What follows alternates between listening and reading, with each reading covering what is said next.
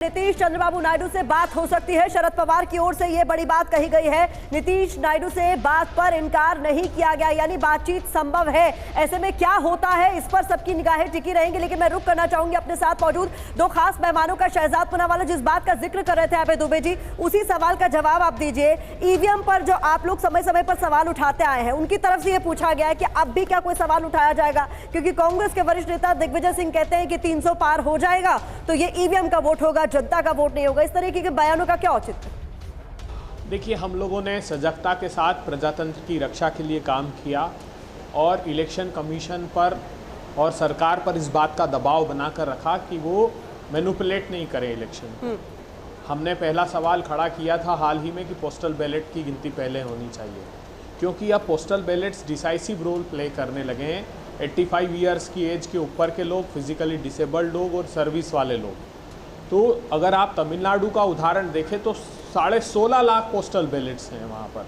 वहाँ 4 करोड़ के आसपास अगर वोट गिरते हैं तो वो 4% होता है। एक एक असेंबली में 4-4, 5-5 हज़ार वोटों का अंतर आ जाता है। इलेक्शन कमीशन ने एडमिनिस्ट्रेटिव ऑर्डर से तय कर दिया था कि पोस्टल बैलेट की गिनती बाद में होगी। हमने कहा हर राउंड के बाद सर्टिफिकेट दें, उसके बाद काउंटिंग स्टार्ट करें।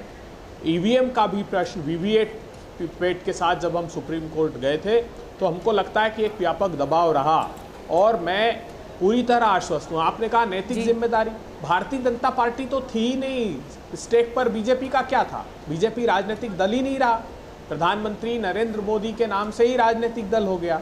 नड्डा जी ने तो ये तक स्टेटमेंट दे दिया कि अब आरएसएस की आवश्यकता नहीं, भारतीय जनता पार्टी सक्षम है। तो देश के लोगों ने बता दिया कि ये एरोगेंस, ये अहंकार नहीं चलेगा। और मैं आश्वस्त हूँ पूरी तरह, क्योंकि सबसे ज्यादा वेमनस अगर किसी दो राजनीतिक दलों बड़ी बात आपने कही कि आप ये अभी भी उम्मीद कर बैठे हैं कि हर सीट पर आपको मार्जिन ज्यादा नजर आएगा। मैं शहजाद जी आपके पास आऊंगी और ये जरूर पूछूंगी कि कमी कहां रह गई।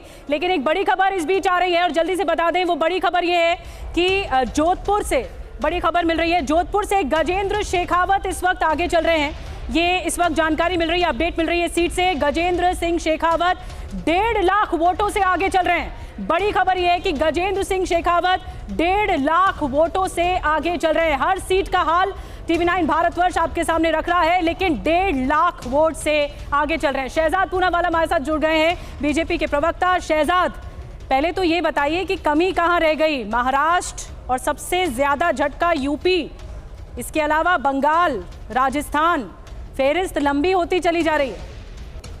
देखिए, जहाँ तक ये विश्लेषण और आकलन करना है कि कहाँ कमी रह गई, कहाँ पर केवल 90% परफॉर्म कर पाए, कहाँ पर 85% परफॉर्म कर पाए, ये सारी चीज़ें तब कर सकते हैं जब फाइनल रिजल्ट 5 बजे 6 बजे तक क्लियर हो जाएंगे। तो निश्चित वो एक्सरसाइज की जाएगी। हम तो जीत में भी करते हैं और आज भी जब हम जीते हैं तब भी हम करेंगे ही इस एक्सरसाइज को। हम कोई कांग्रेस की तरह शुतुरमुर्ग की तरह बिहेव नहीं करते कि 100 सीटें नहीं आ पा रही है, तीसरी बार चुनाव हार रहे हैं, फिर भी इस प्रकार का घमंड। अभय जी, कम से कम आपसे मैंने ये अपेक्षा नहीं की। यूपी को लेकर आप लोगों ने तंज कसा, 2 शहजादे कुछ नहीं कर पाएंगे, 2 शहजादे ही कर गए। मुझे बताइए कि आज 2 शहजादों की बात हो रही है, अनेकों शहजादे इनकी पार्टी में। इनके सारे शहजादे मिलाकर इंडी अलायंस की 228 सीट्स है। और प्रतिमा जी, एक बार बीजेपी की, स्वयं बीजेपी की कितनी सीटें हैं बता दीजिए 10 साल के बाद भी? हमारी सीटें अभी 240 के ऊपर है। मतलब सारे शहजादे इनके एक साथ आने के बाद बीजेपी अकेली इनसे ज्यादा है। और 10 वर्ष के बाद एनडीए उसी स्तर पर खड़ा है जिस स्तर पर 2014 पे खड़ा था। 2014 में वेव मान रहे थे, क्योंकि हमने अपना टारगेट आपका रिएक्शन लूंगी, लेकिन